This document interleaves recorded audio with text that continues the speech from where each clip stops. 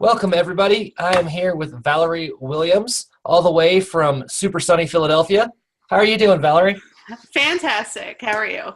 Great. Is it sunny where you are?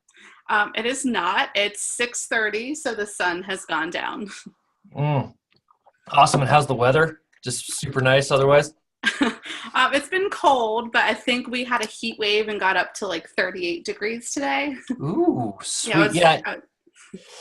Ooh, that's fantastic. So, yeah, I grew up in the desert of New Mexico, so that doesn't compute with me. Um, but I met Valerie in Nashville, Tennessee at a music conference. And the first thing I remember is we were sitting next to each other in a session, I believe, and your lipstick matched your glasses. And I thought, this woman is badass. I'm going to talk to her. And you were friendly, we got along, and now here we are. Tell everybody a little bit about the music you make and what you do as an indie musician. Okay, so a lot of my music is driven by my depression, which is something I kind of hit my whole life. My family doesn't really know too much about it, but as I was in my 20s, it was just something that I was just more easily able to express. And I think it's important. There are so many stigmas about depression, so I think it's kind of important what I say about that topic, and I can still function and say beautiful things about the insane darkness that's inside me. And it was interesting. What I find interesting about that in music is that a lot of my favorite songwriters came from sort of a similar place. Like when I listen to Lou Reed songs, if you really pay attention, you're like, whoa, this is pretty heavy. Yeah. But when I listen to your music, it's not stereotypically sad. You have a range of emotion that you like to express. How much of your writing is driven by that personal life experience, and how much of it is, hey, this is something that I think might be fun to write about? I would say it's a very high percentage from my personal experience. So I think definitely over 90, 95%. Really? Yeah. So you're the most autobiographical songwriter I know. I am very autobiographical. And you said that can be hard sometimes with friends and family. How do you cope with that? Around my family, I get super awkward, and I will be home and they'll say, "Oh, why don't you play us one of your songs?" And then I'm kind of "Oh, no, that's okay. I don't need to." I would be way more comfortable playing for 10,000 strangers than 3 people I know really well. I get really weird and nervous if I'm in a room one-on-one with someone who doesn't really know what's going on. They're like, "Oh, just play this song. It's okay. It's normal." It's not normal. This is super personal, and you know me, and you're going to think you know what it's about. Oh, I totally get that. I would much rather play to a lot of people I don't know than people I know well who might pick up on something about me that I didn't want to share necessarily. Yeah. But yeah, as artists, somehow we still write these songs that we release to the world, and we don't stop doing it. Right. I don't write 90% of my material about myself, but I still write a large percentage about it. And sometimes I'm like, oh, do I really want my mom to hear this? But then I do it anyway. Why do you keep doing it then? I can't stop. There's basically nothing else I can do that will make me happy. I couldn't live without music, and I don't take meds or anything. I'm self-diagnosed with depression, and that's really the only way I can cope with it, honestly. And so when did you start using music as a way to help yourself? As a teenager, I begged my parents to get me a guitar when I was 13, and then really got serious about it when I was about 15. And I didn't have a lot of friends. Yeah, so I just sat in my room I'm just going to play chords. And then I think when I was 15, I really started writing songs. I'm oh, this is cool. This is cathartic, and this is something I want to continue doing. Oh, wow. So you started writing very quickly from when you started playing. That's really interesting. Yeah. Did you ever, Was it ever interesting to you to learn other people's songs, or were you pretty much just right away writing your own stuff? For the first, so I really kind of like when I was 13, I got the guitar and I gave up for a while. So I think like when I was 14, I really started learning, and I just like absorbed other people's songs. Like, I mean, sadly enough, the first song I taught myself was "Breathe" by Faith Hill because it was 1999, and that's what you did. That's what you do.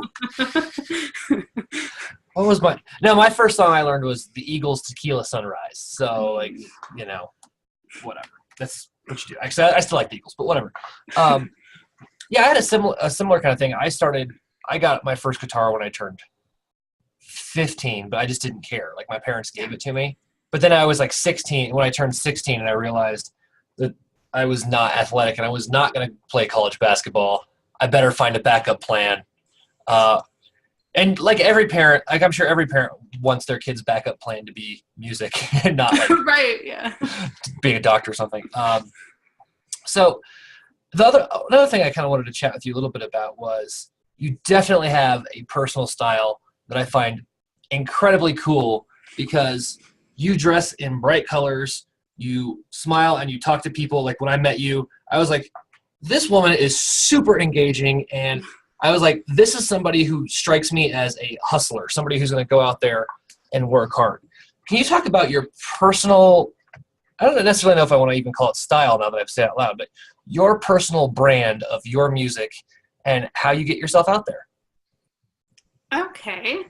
So I think just because I'm kind of like subconsciously like combating the darkness that can be in my lyrics, I do like my music can sound a lot more upbeat, and then like I have a friend who's booked me for small shows many times in the past, and he likes me because I kind of combat that darkness also with like all these stupid jokes I make between songs.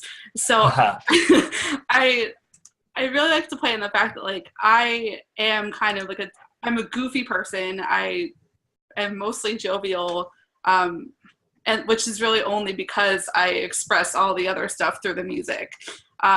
So not really sure where I'm going here with this answer, but I like to be weird. I like to be bright. I like to stick out, and I want to convey that through what I do musically too. And how do you do that musically? What are the Valerie tricks? Oh, when I record, I am always going to have at least 8 vocal tracks. I love harmonies. I love finding counter melodies. But I think that's really the thing, because I play a lot of instruments, but I can acknowledge that I'm no virtuoso in any of them. But I think it's really like my love for harmonies and just like my love of layering them that probably sets my music apart. Yeah, you don't hear. What's funny is like if you listen to, and I'm sure you've noticed this too, but like if you listen to pop music, they will stack 8, 10, 12 vocal tracks in unison. Yeah. Not necessarily doing harmonies. So can you think of anybody else who does the harmony thing like you do? I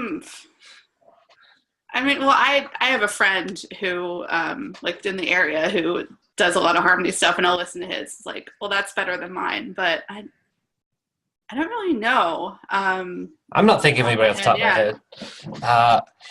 I mean, there were. I don't know. I can't think of anybody. All right, if anybody who's watching this in the comments below, if you can think of somebody who does a ton of harmonies and layering, you can put that down there, and we will be happy to check that music out. I can think of like some of the early Eagles stuff when they were still very country. They would do, 3 and 4-part harmony quite a bit. But you're doing. How long does that take you to do? Oh my gosh, it takes me so long. I hate recording vocals. Oh, what's up, Kat? Yeah, this is Anderson Cooper. That is an outstanding name. He actually hates music, so I don't know why he's participating in this. Now I lost track of what I was saying. Oh, how long does it take when you're layering these? Actually, harmonies are really easy for me to record because I've always heard them really well. Mm-hmm. So that, I mean, I can do that in relative terms to studio pretty quickly. Like I could do maybe like an hour or something. I don't know. That Wow. could be terrible. That's not even right at all. I have no idea. I have no sense of time when I'm in my bathroom studio. But when I'm doing my lead vocals, that's going to take like years because I hate my voice so much. And it's so Really? it's so stupid to EQ because like I sound completely different when I sing high than when I sing low. So I end up driving myself insane trying to get everything perfect when I know it's never going to be. Yeah, I always have to remind myself, don't let perfection be the enemy of done. And but I get what you're saying because my voice too, even though my range isn't super super large, the difference in the way I sound if I'm at the bottom of my range versus the middle or the top, it's completely different. Yeah. But one thing that's also interesting to me is that you do all your recording at home. Yes. That's fantastic. Tell us a little bit about your home set because I do all my recording at home too. So I'm always interested. What's your setup like? It's pretty basic. I mean, Yeah. I got the MacBook a few years ago, and my first EP that I put out on my own, I did in GarageBand. I've since Which works great. Logic. Yeah. Yeah. I have Logic now, so I mean, mainly like I do my vocals in the bathroom. So I just like have my laptop in there with my interface and my condenser mic. Other than that, I'm running my acoustic guitar straight through the interface, and then I'll run a MIDI keyboard. Cool. And that's when I put an album out September of 2016 that I basically recorded in my dining room in my one bedroom apartment. Very similar to you. I had a couple microphones. I would do exactly what you're describing. And what's funny is that nobody has ever been like, hey, that doesn't sound professional. And I'm always like, yeah, I did it in my dining room. And I've upgraded to this like professional basement, but it works just fine. And when you said GarageBand, I love that because GarageBand works really well. And I've heard some good stuff that people have done with GarageBand. And it's free. and that's like, and have you ever checked out the recordingrevolution.com? No. That's actually a lot of the place where I learned how to do a lot of home recording. And that dude makes a very good point. The guy who runs his name, Graham Cochran, and he makes a good point that I totally believe that the cheapest thing you can buy now is the equivalent of the best thing they had in like 1999. And people in 1999 made amazing records. So there's no reason that we can't make amazing records with the gear we have. But all that goes back to the song. You have to have a good song. Yeah. So how do you know if you have a good song? I don't always know because there was this one song I wrote and it was kind of a throwaway for me. And I ended up playing it at a gig and like all my friends who were there just said, oh, that was a really good song. And I'm like, are you kidding? That song is so stupid. And then I ended up recording it because other people liked it so much. And after I had like recorded it and I like put in all these harmonies and this really fun bass line, I'm like, oh, that is a good song. So I guess sometimes it's based on crowd reaction. Sometimes it's based on like how I feel when I'm writing it. Like this might sound narcissistic, but I think to be a musician and feel that people should listen to your songs and your thoughts, you have to be a little narcissistic. Yeah. Sometimes I'll write something and I'm like, this lyric is so good, I've just impressed myself. So it could be just like I fall in love with like a melody line I've written, or I actually do tend to fall more in love with my songs when I record them and I like take them from like a 4-chord song I strum on my acoustic guitar into something that like has all these harmonies and has like the bass lines and this like weird piano thing I threw in there, and I'm like, oh, this is what this song could be, and now I love it. Yeah, I do that too, where I don't like songs, but I'll randomly try them out at gigs, and I'll sort of watch the crowd and be like, okay, that's not terrible. Good to know. How do you know if a song is bad? Oh man, if I've written it, no. And I think if it says nothing, if I like sing it back to myself and I think there's like no depth, no emotional depth here, and anyone could have written this. Wow. So you definitely couldn't be in Leonard Skinner. That's what I'm hearing. I don't think so. Huh. Interesting. By the way, if you like Leonard Skinner, it's cool. I'm a guitar player. I like them too, but like they're not emotional. So speaking of artists that you're, or the opposite of speaking of, whatever. What music do you just listen to chill out and enjoy? I love The Head and the Heart. Oh, really? They're cool. Yeah. Oh, they're so good. And I mean, they are driven by the harmonies and acoustic guitar and piano, and that's me. I will always have a soft spot for Michelle Branch because she's actually totally. Yeah, she's who inspired me to start writing my own songs because she was just a couple years older than me, and she had put out an album, and like why don't I do that too? I also love. And just to reinforce what you're saying about Michelle Branch, have you heard her most recent album that came out? Like yes, I think last year. Yeah, I've seen her. I went to her album release show in New York for that, and then she came to Philly, and I saw her there too. That record's fantastic. I love that album. Yeah, it grew on me because at first I'm like, I don't really know about this. It's not the Michelle that I fell in love with when I was 15, but it's the Michelle who was always there. Like it's actually more true to what she listens to. Have you heard the Song Exploder episode that she was on? No. She did there's a podcast called Song Exploder, which I like. It's kind of hit or miss sometimes, but her episode is fantastic because she's a really good storyteller, and she explains what you just said of, this is the music I always wanted to make. Yeah. But I couldn't. And then she talks about like record label hell and all that stuff. Mm-hmm. And it's a fascinating episode. And that's where I realized it's like, oh, she's pretty dope. Like I should listen to her more. Yeah. I love Michelle Branch. So anyway, I cut you off. There's Michelle Branch. There's The Head and the Heart. Who else are you digging?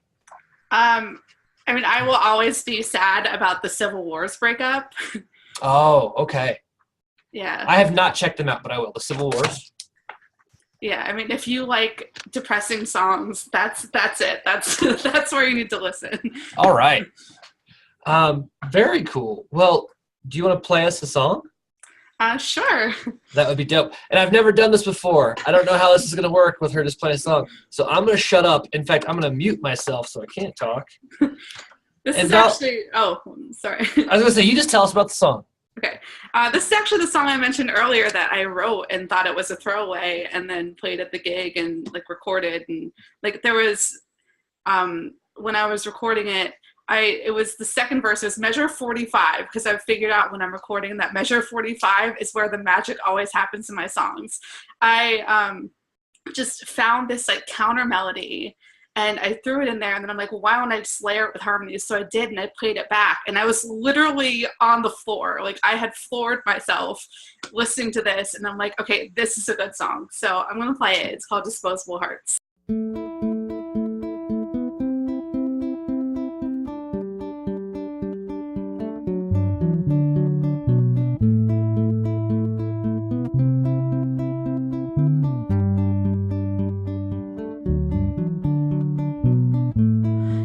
I'm so honest, but all that I do is lie to you. Whenever I don't say the one thing I don't need to. You think I'm so funny, but you wouldn't be laughing if you were privy to my loneliness.